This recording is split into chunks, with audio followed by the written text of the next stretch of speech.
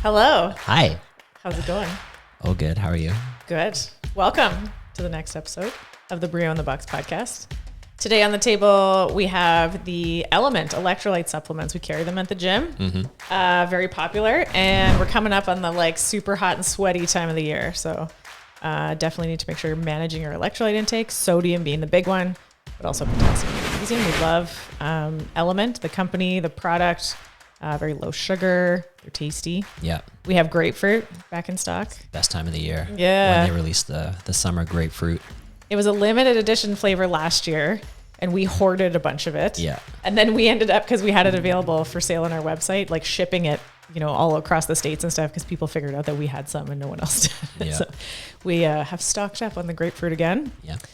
Makes obviously great electrolyte replenishment, but also makes a tasty margarita. Mm-hmm.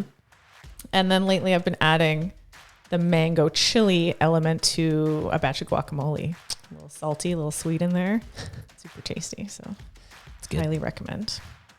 So today we're gonna reflect. Mm-hmm. We're gonna take a little journey back in time. We're gonna reflect on lessons learned from doing this for 14 years. Yeah. We're like the dinosaurs in the CrossFit world. Yeah. Been around forever. Yeah, we were in there fairly early on, not total first round, but BRIO was within the first 1,000 affiliates. Yep. Worldwide. We started our gym in 2008, so Yeah. 14 years into this thing. That's crazy. So what are some of the first things that come to mind, lessons learned, which is code for mistakes we've made? Yeah. I remember way back in the day, we started out as a personal training studio, as we talked about before. And so a lot of our equipment a long time ago was based on that. We had the crossover cable machine, and we had a bunch of metal plates, and that was fine for what we were originally doing. And then when we started doing CrossFit, we had to kind of change up the equipment. And I remember it being very difficult a long time ago to find the right stuff. Mm-hmm. This is before Rogue. Yeah. This was I think he was around, but he was making stuff out of his garage. It wasn't a company yet. It was hey, I can make you some parallettes or whatever. I remember having to order our first pair of gymnastics rings, from Denmark, because nobody made wooden gymnastics rings anywhere. Yeah. Such a specialty piece of equipment. And we ordered one pair and just hung it from our 12-foot ceiling. Because I think you were the only one that could do muscle ups, I'm sure. Yeah. And I remember climbing up into that attic trying to hang those things and make them so that nobody would die. This is in a little strip mall. Yeah. We were between a accountant and a butcher shop. Yeah. And then CrossFit Perfect gym. placement. Perfect. The accountants loved us. Yeah. But yeah, we started ordering stuff, and we definitely learned some hard lessons in what we were ordering, because at the time we were training, our personal training clients, and it was a lot of older people and business people and stuff. And they weren't super hardcore or anything like that, but they were just trying to be as fit as possible. And so we ordered equipment based on our current clientele, which would make sense.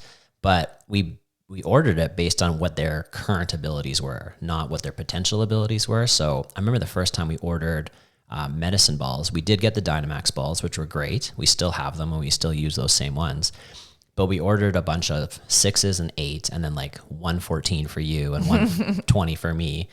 And then we're oh crap, our people are getting fitter. We don't have any heavier balls. We neglected to consider that CrossFit works. Yeah. And people get fitter. And so I remember at one point adding weight to those balls by putting, more rubber, more sand or whatever in them. We still have some of those ones. Yeah. And it that was fine. But then the second time around, when we opened our second location, we were looking around, and there was way more opportunities to buy equipment. And we found these medicine balls that were a fifth of the price of the Dynamax or now the Rogue balls. And we're well, how much of a difference can it be? And, even if we have to replace these things every few years, it's still way cheaper than investing. Turns out you get what you pay for. And these 20 and 30 pound medicine balls, you would throw them, and sand would come raining down on you and get into your eyes. And they were all lopsided and wobbly, and they were basically just garbage. Within a month or two, the seams were starting to rip open. And we're oh, okay. So that was a waste. So don't cheap out on equipment. Yes. Buy the good stuff. So there's certain companies that make really good stuff, Rogue being probably the peak, right? And we've learned they absolutely stand behind their products, and they're worth the investment. So if you're going to buy yourself a barbell or a set of plates or a medicine ball or wwhatever, it's worth investing in the good stuff. Yeah. So people often ask us, like, as affiliate owners, do we get a discount at Rogue? No. No, they don't do anything. But to be fair, they are like great at customer service. They are. One time we had one of the 35-pound Bella bars break at where the handle part goes into the collar. And so we emailed Rogue and we're like, hey, you know, like this happened. And they were like, how many of those do you own? And I don't know, we had 8 or something. They're like, we're sending you 8 new ones. And we were like, what? But only one of them is broken. And they replaced all of them. Yeah. And what it was is they used to outsource the women's bars, and then in-house they made the men's bars. But then they got to a certain point where they put a pretty much lifetime guarantee on their bars. And so they just wanted to just wash, you know, like brand new. So we got like a whole bunch of brand new bars, and those bars were like 4 or 5 years old probably. Yeah. So we were like, super incredible. Yeah. So from customer service perspective, Rogue for life. Yeah. Love Rogue. Yeah. Yeah. Definitely worth investing in good equipment, especially the stuff that you're going to use all of the time. Yeah. So, and then the other thing with equipment too is like, you don't need a ton of stuff to start. You know, like when we first started operating, we only had like a little bit of stuff, and we just made it work based on our class sizes. Cause we would have one class with a couple of people and then another class with 8 people. And we would just sort of make it work with our space. Yeah. You just buy more stuff as you grow. Yeah. It's not that you need to invest $150,000 and have no members, you know, like wait until you have members before you start buying the stuff. Yeah. I remember our first pull-up rig. I remember that. This was before Rogue was making, you know, pull-up rigs. And I had this idea that I was like, well, we have such a small space. I'm like, what if we can incorporate like squat stands into our pull-up rig? And so I had this welder make this thing. And then Rogue soon after came out with this idea and made it way better than I did, for sure. You basically conceptualized the monster rig. Yeah. The monster lathe. But they did a much better version of it. I should have patented at the time. But yeah, I remember like hiring this local welder guy, and everything was a little off center and the holes didn't quite line up perfectly. Like the guy smoked too much weed. Nothing was very square. Yeah. Or anything. Yeah. And now it's sitting in our backyard still. Yeah. Still there. Still unused. I remember we would have people come in because we were like in the strip mall on kind of a main road, and we had a billboard thing out front that said CrossFit, and people would come in, they'd be like, what's CrossFit? Yeah. Or we'd have people come in thinking it was like hot yoga or something. We did a couple of Groupons at different points. And so back in the day when like no one had heard of CrossFit, it was still this very like niche thing. Yeah. And we would have to try to explain what CrossFit was. And then we learned pretty quickly that doing any advertising was pointless because there's nothing you can put on a billboard or a radio ad or a print ad or anything that's going to explain what CrossFit is when people had no concept. I think people now like kind of forget what the world of fitness was like 20 years ago. Yeah. Like before CrossFit came up with this idea of training at high intensity, mixed modality stuff, like putting, you know, gymnastics and weightlifting and conditioning together, unheard of.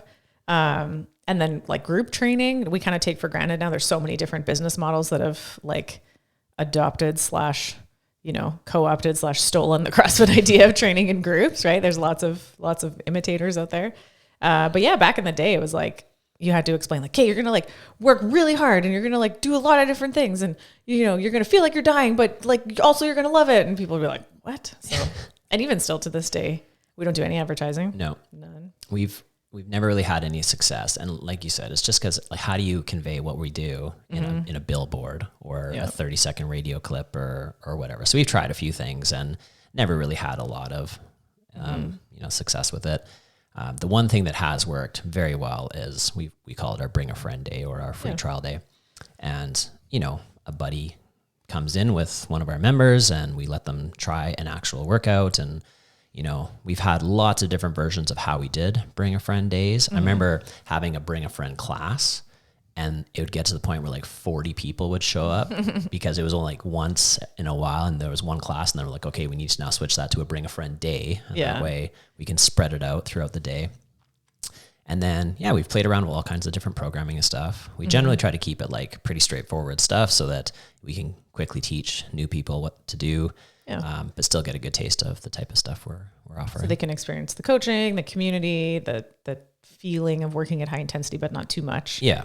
Versus just allowing people to hop into any old class. Yeah. I consider our members to be our like billboards because they're the best examples of why they like it, if they talk about it to their friends and family, their successes, their fitness, their health, their transformations, if they started maybe not very fit and healthy, so that even it's reflected in the way our pricing works now is like, I want people to show up. We're on the same side. Like I want people to be successful. It's good for both of us.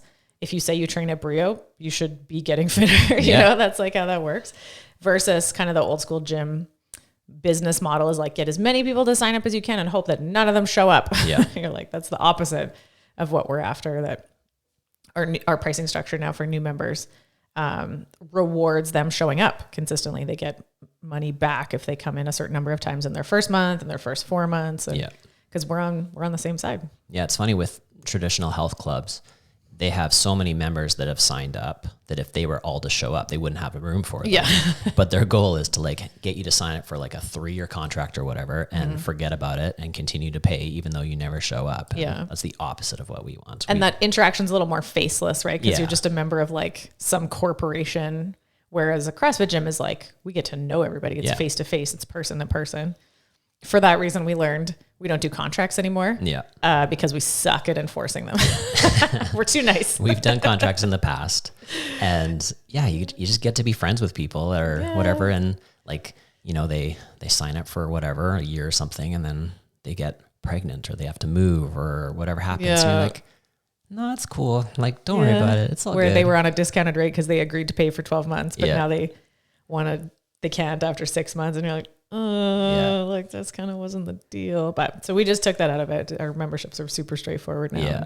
Saves us the hassle of, and plus like, I don't want to lock someone into something they don't want to do. Yeah. Right. If it's not for you anymore, whatever happens, like I'm not interested in sending that to collections. Yeah. And that's such an awkward thing to do. Like having to contact another company to harass people. Yeah. So another lesson we learned. Yeah. Don't bother with contracts. I mean, you can, if you don't mind harassing people and like chasing them down. But for us, that just wasn't who we wanted to be. I'm in a roundtable group of other affiliate owners, and we meet every couple of weeks for a little Zoom call. So it's people from across Canada and the US. And actually we have a few new people in our group from Europe. And one of the consensus things between all of us that have been doing this a long time is like, yeah, we don't do contracts. Yeah. It was like pretty universal of all the people that have been at this a while. Is like, you know, you're going to get to know people personally. Yeah. You're not going to do business that way. And even just the way like your classes run, like you want to have the right people in the classes. You don't want somebody to be there that doesn't want to be there. So forcing them to keep coming when, you know, it's clearly not a good fit, then it's just bad for everybody. Yeah. And then we've learned that like the way the space is set up is really going to influence the way that people interact with each other. Yeah. So because the community is such a strong thing with CrossFit, you need to set up your physical space to encourage interaction and community and everything. Yeah.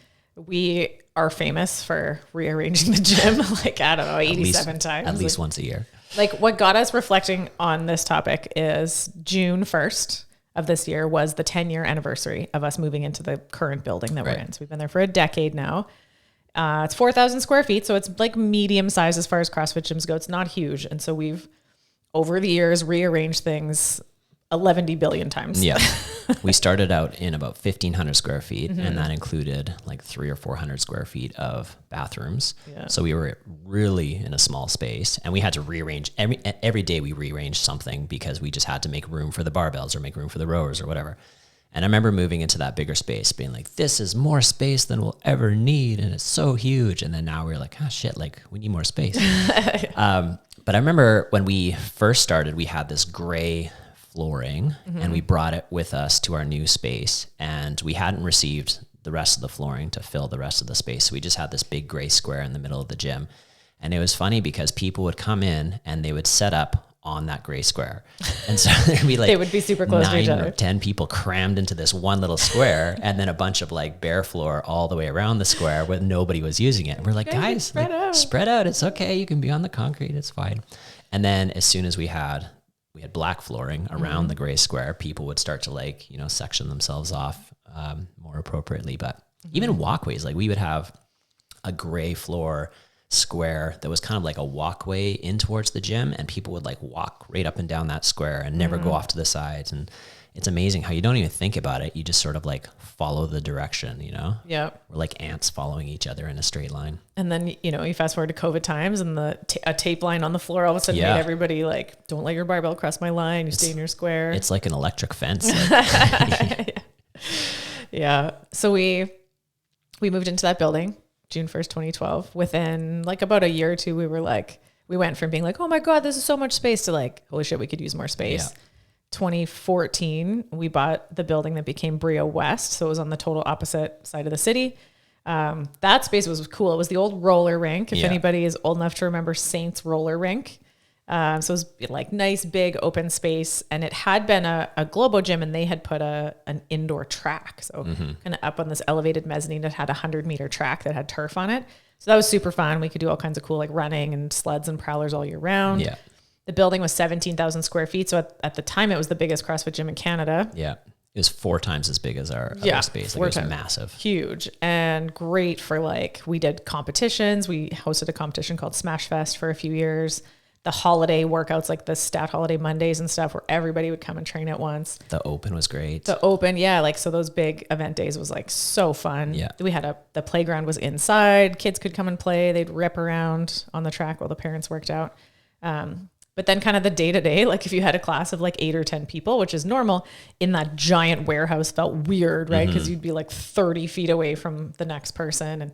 And then in terms of the space controlling the way people interact, it wasn't as good for building community because people were just too spread out. They were too far apart to like chat and get to know each other and kind of have that, like just, I don't know, banter that helps people become friends. Yeah. So we then rearranged that space to kind of almost close off the CrossFit area.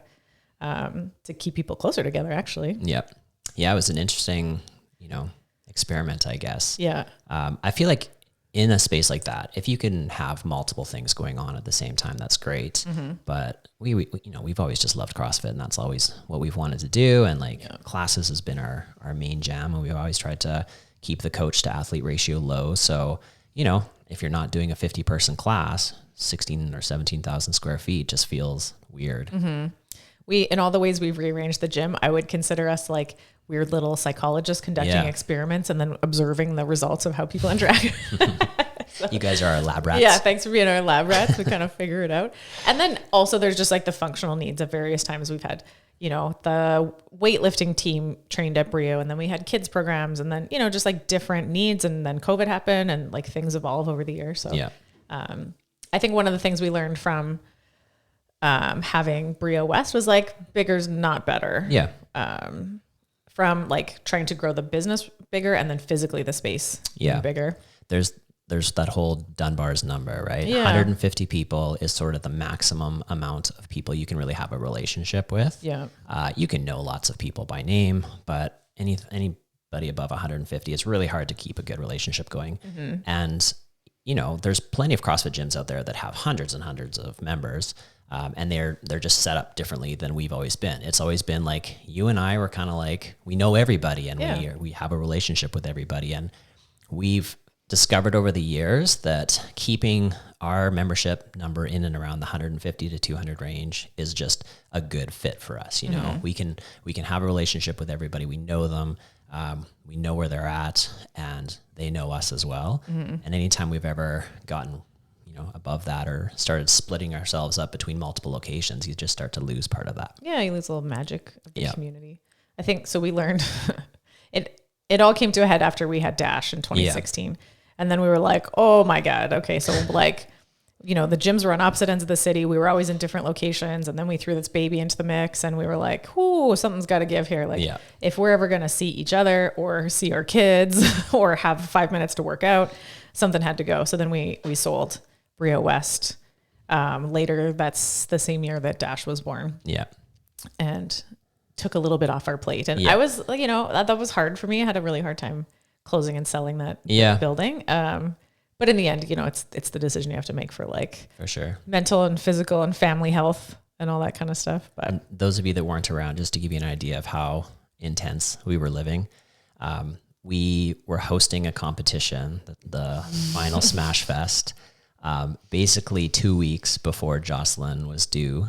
So she was super pregnant, and we're at the competition and we're doing the thing. And we had this like emergency backup plan that if something was to happen, Bonnie and Ian would take over and we would just like rush to the hospital. And then that was it the Friday, maybe all of a sudden Jocelyn's feet start swelling up and she starts getting really puffy and things are kind of weird. And we're like, maybe we should get this looked at. And so we go to the hospital and they're like, we want to admit you. And we're like, oh, It was actually because my blood pressure was so high. It was your blood pressure. Like approaching 200 over 120, which is like preeclampsia. Like you're going to stroke out basically. Yeah. So they admitted me to the hospital. This was, like it was, I stayed overnight in the hospital one of the nights. And then it maybe like Thursday, it doesn't matter specifically. I was in the hospital. I had a scheduled C-section for after the competition. And I was dying to not be pregnant anymore. I just wanted that baby out of me. So it was kind of like, is anybody going to take this baby out of me like today? Because if not, like I got shit to do this weekend. And they were like, oh no, like probably not till like Monday. And so I was just like, okay, cool. And then I just like took my backpack and just left. Yeah. I just walked past the desk and just like, peace out, bye. And so we do the competition. And I had, so we're doing the final event in the Bessborough Gardens. And I fully remember Matt Hogan, bless his heart, monitoring me through that whole thing because he was keeping an eye on my blood pressure and like watching me and monitoring, making sure I was drinking fluids because it was hot. It was July.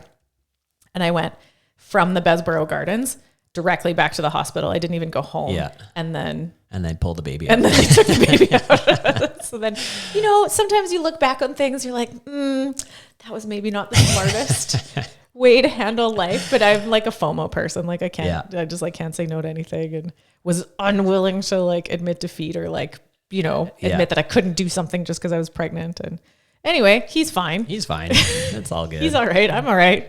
And then worked out. I didn't have a stroke. Another funny story was that like that happened pretty close to when the CrossFit Games were going on. And we had a masters athlete that had qualified for the CrossFit Games. And we had a week old baby. Like not even. And we were trying to figure out a potential way that we could make it down to the CrossFit Games to go and support our athlete. And like our baby doesn't have a passport and it's like a brand new board. And eventually we're like, okay, I think we're just insane for even thinking about this right now. Like, let's maybe just simmer. Let's just chill. Remember that as you having to talk me off the ledge, being like, Zos, you can't. You literally just had major surgery. You have a brand new baby. We're not going to the CrossFit Games. It's like, anyway, so we've learned a few things about like priorities and everything. So now we found some balance and things are good. We found some balance. And now by design, our goal is to not actually really let the membership number go much above 200. Yeah. That's by design because we've committed to like small class sizes. COVID gave us the opportunity to try the sort of station setup and seemed to be pretty universal. Everybody liked it. I like it. Yep. Athletes liked it. So that's going to stay. I like that low coach to athlete ratio. And we like that, like you said, the Dunbar's number, meaningful connections with, a smaller number of people, not trying to grow to like 400 or 500 members or anything. It just gets to be too chaotic and it loses the quality and the magic to it. Sure. So everything reflects that, the way our gym is set up, the way our pricing structure works, the number of new members that we take in any given month. Yeah. All of that reflects trying to keep that nice, tight knit community with a higher quality. Yeah. And I think that over the years, the main thing you need to figure out to help with all of that is like, what are your real values? Like, what do you want to be all about? What's important to you? Because we've learned that you can't be all things to all people. Yeah. So deciding, this is what we're going to be about. And then, in like holding the line, basically, like really making sure that you're being true to that. So that's the 3 posters on our wall. We came up with our guiding principles. Be excellent to each other. I believe this was like our first or second podcast we did was like on the 3 principles of BRIO. Be excellent to each other, the Bill and Ted principle. So that's like our community thing. So that in all directions, we're looking for ways to make each other's lives better. Coach to athlete, athlete to coach, athletes to athletes. The make good choices. That's our longevity principle. We train in a way that we're making choices for the long term so that, we train smart, we preserve our long-term health, we eat well, we sleep well, all those kinds of things. So we can all be doing CrossFit, well into our 90s. Yep. And then the leave no doubt thing, that's our integrity. So that you move, you leave no doubt that every rep was a good rep, that you worked as hard as you could, that, all that kind of stuff. So community, longevity, integrity. And then if we just kind of have those guiding principles, so not rules, but just principles, then it makes it easy to make the decisions day to day. So I would say we've come to view ourselves as like caretakers of the community. Right. We've been like entrusted in keeping this thing going. And so then as the caretakers of the community, what that means sometimes is it's our job to like take care of the community by pulling out some bad apples. Yeah. So I remember at some point, I did an interview with the CrossFit Journal, and the topic of the article was, you know, what were some milestones in your business where you knew or you felt like you had made it, right? You know, and my answer was the first time that I got to ask an athlete to leave to take their business elsewhere, and that to me felt like, oh, okay, the business was stable enough. It wasn't desperate enough for that one person's one membership fee every month. They were being a real jerk. Mm-hmm. They were violating our principles of not being excellent to each other. They were not making good choices, not listening to the coach, that kind of thing. And got to have that conversation to say, you should take your fitness elsewhere. And we've trained a lot of people over the years, and it's only happened like, I don't know, 4, maybe 5 times where we've had to be like, okay, this just isn't a good fit. And it's never about like, oh, I don't like this person or whatever. It's more about they're not into what we're into, and having them around is going to have a negative impact on the community. Yeah. They're not into the principles, or, you know, we had one guy who just wanted to like come in and just be able to train on his own and do his own thing. And, you know, we're like, no, that's not what we do. Like that's the complete opposite of what we do. Yeah. I fully remember that conversation. It sticks out in my head where he was clearly struggling in a workout. And of course the coach goes over there and tries to help or scale on the fly or, you know, help him get. And he was very rude to the coach and finally kind of snapped and said, isn't there a place for someone that just wants to come in and, you know, work out on their own? And we were like, no, not here, not at all. That's actually the opposite of what we're doing. Yeah. Like you are paying to have a coach that cares about your well-being, and we're going to help you get, this is a community thing, coach led, community driven. Yeah. And that, I mean, that's fine. There's plenty of other places where you can just go and do your own thing where no one will bug you, but let's not put a square peg in a round hole, you know? And then we were like, this is not a good fit. You're looking for something else. It's not what we do. That's fine. One of the other people that we ended up asking to leave, many things happened, but I remember we were doing a running workout, and the run involved a run kind of like around our building, you know, there's no like other way to go, but around the building. And he was struggling and, you know, far behind a lot of other people. He was still very new. And he, instead of like acknowledging that he just had some work to do and some improvements to make in his fitness, he told me that he thought everybody else was cheating the run. I was like, how? Like, there's nowhere else to run. Like, it's literally a loop around the building. Like, how are people climbing fences? Like, what's going on? And he's like, I'm pretty sure they were just like, you know, cheating on the run. I was like, you're going to accuse every other person in the class of cheating instead of just being like, okay, I've got some work to do. Yeah. And then many other things happened with him. And eventually we were like, okay, I don't think this is a good fit. Yeah. So each to their own, you know, we want people to find what they're looking for, and us included in that. You know, we want to have a good group of people that we're all doing the thing together and we're all supporting each other. And, you know, sometimes that's a difficult conversation to have with people. Yeah. And I think that over the years, we've been super lucky. Now our community is like awesome. One of my favorite things after, you know, reflecting on 14 years of business is the wall, the 1,000 WOD Club, 1,500, 2,000 WOD Club. You look at all those names. My favorite, you know, fun fact about BRIO is that over 50% of our members have completed more than 500 workouts with us. We've started calling ourselves Home of the Committed. Yeah. There's, I believe, 68 names on the wall that have done more than 1,000 workouts with us. And you think about that, like, what does it take for people to develop that habit, to be so consistent, to take care of themselves? Yeah. That people become very invested in the community and each other. Our goal is to have the members bonded to each other and like not to you and me specifically, so that it's this community thing. We keep using that word over and over. It's not this like leaders and followers. It's that we're all invested in this thing. And I think that really became very apparent during the first COVID shutdown. We had many members messaging us to be like, hey, I'm okay. If you need me to, I will pay double. Like I'll cover someone else's membership if someone else is struggling right now or lost their job or whatever. We had honestly dozens of those messages and hardly anybody that needed to actually cancel their membership. And, you know, we had people basically being like, when this is over, that gym better fucking be open again, because, you know, people were like not about to let us go out of business. So the amount of like support that we felt aggressively from some people was like, it was very heartwarming, to the point that like people were just trying to e-transfer us money to make sure we were okay. And I was just like declining, being like, we're good. A lot of other people are struggling right now. Donate that money to the food bank or like, you know, somewhere else. I appreciate that people were so committed to making sure that this thing made it through COVID. Yeah. And then when we did get to reopen and the province would have all kinds of like rules and guidelines that we had to follow, we'd be like, sorry guys, but you're going to have to wear this mask and you got to do this and that. And they're like, we don't care. We don't care. Just we want to be back in with people. Yeah. Like, we'll do whatever we need to do. Just don't make me work out in my basement again. Yeah. So yeah, I think that was great. And now we have this like really awesome group of people that are invested in what's going on. And then we just view ourselves as like the custodians of that. It's just our job to like take care of it and nurture it and make sure it continues. Yeah. And then part of that is like managing it appropriately financially as a business, right? The whole thing doesn't happen if we can't pay the rent and keep the lights on kind of thing. So that was when COVID happened. And we said like, guys, we've done a good job of managing this business. Like financially, we're okay to weather a few weird months.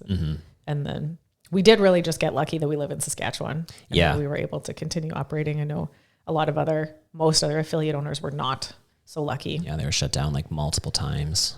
Over and over, like, you know, big chunks, like 20 months out of 30, like just nightmare situation. So coming from Alberta, I would have never thought. So glad to be living in Saskatchewan, but here I am loving it. I never said I was so grateful to live in Saskatchewan that many times as I have in the last couple of years. Absolutely. Yeah. And back to the community, like supporting each other. It's so great because you see in classes, people that tend to work out at the same times together, they'll be like, are you coming tomorrow? Yeah, cool. All right. See you there. And it's like, they're holding each other accountable.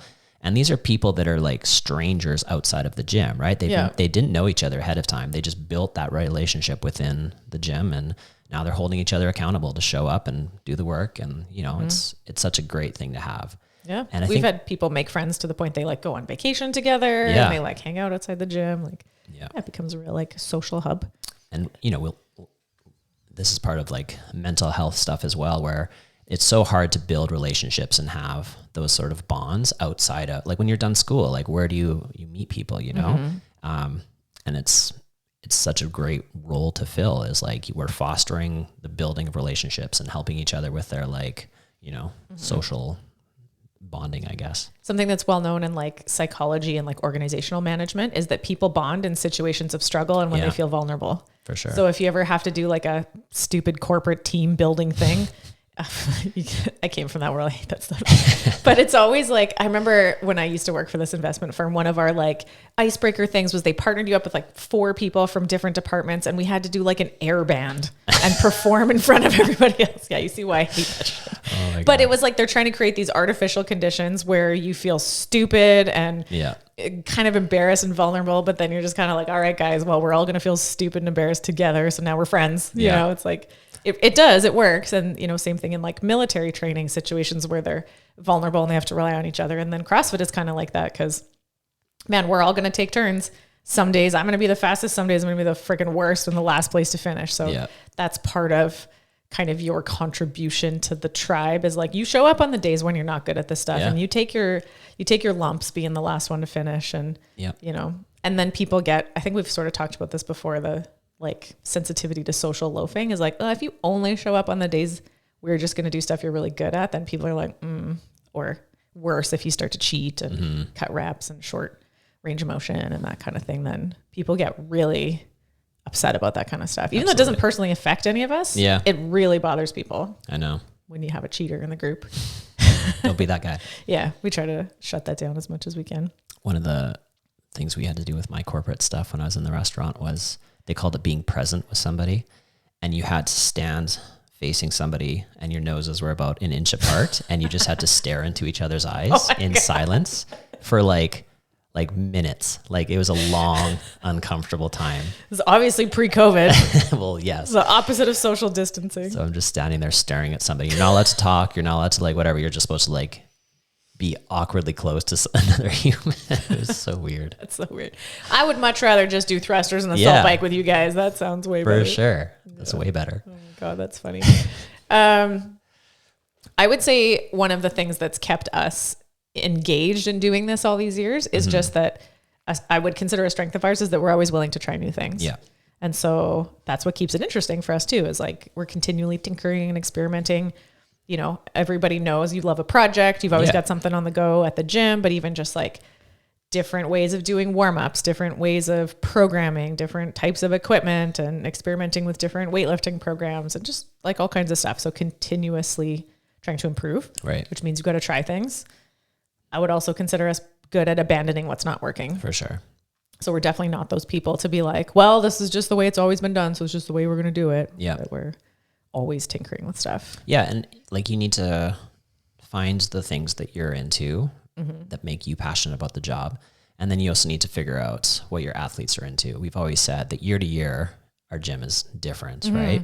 We've had years where so many of our athletes are into like trying to get to regionals and doing the open and being like doing competitions and stuff. And then, you know, people have been around for 5 years or longer and they start to be like, man, I don't really care about that anymore. And so like your dynamic changes. And even with the same members, often year to year, people are into more things or less things or whatever. So we've always been open to try new things and experiment and, you know, help people with those things. But we never get, you know, too far away from our principles. It's always like, how do we make these work within our guiding principles? I think one thing that you said in there that I would like to pull out and highlight is I think something I really had to wrap my head around in the first few years was accepting that year to year it's always going to be different and not like holding on to some expectation that things are going to be the same from year to year, and just letting go of that expectation of consistency and that it's always going to change and evolve and grow. And, you know, the sports side of CrossFit has changed tons of different ways. Like you said, the sort of general vibe of the community and what they're into and various phases that people go through in their lives of maybe, you know, younger, more competitive. And then we'll go through a boom of like lots of babies and then we're into more family oriented stuff, and just like, you know, letting go of trying to cling to it being something from the past. Right? Yeah. It's like, things happen in other people's lives. Like sometimes your favorite members, not that we have favorites, we love you all. Some people that like, you know, they're just such a huge part of your community, like get a job and move somewhere else, or they finish school and they're no longer around. And there's always those sort of like changes where people just aren't there anymore. But then there's also the changes in what those people that are still around are looking to do that year, you know? This year we did a CrossFit competition. Jocelyn and I and Bonnie and Ian came out of retirement to do a competition just for funsies. And I was terrified going into it because I hadn't done a competition in, I don't know, how long was it? well, I mean, at least all of COVID and then before that. So it's been at least a couple years. I'm pretty sure it was like since before Dash was born. Oh, yeah? Like I haven't done one personally. You might have, but I have, I hadn't in forever. So it was like 6 years. I'm like, I'm too old for this shit. But then we went and did it and we just had fun. We didn't take it too seriously and it was great, you know? We did have a good time, and we placed fourth. I was very proud of us. And and with the age handicapped, I'm pretty sure that's second. first place in our hearts. That's right. It's a fun thing to do. So who knows year to year what you're going to be into and what you want to do, and you know it's all about just trying new things and you know keep doing what's working and abandon what's not working, and you know don't be afraid to acknowledge that like not everything's going to work all the time. Sometimes you got to make mistakes. Yeah, for sure. Oh man, I think we've made them all. Yeah. I don't know how many more we have left, but we'll keep trying. To make mistakes. You succeed through failing. That's right. If you're not making mistakes, what are you even doing? You're not growing. You're not trying anything. Yeah. We have an expression that you win or you learn. Right. And that's it. It's either it works and it's great and you keep doing it, or you learned a lesson and you change the course, you know?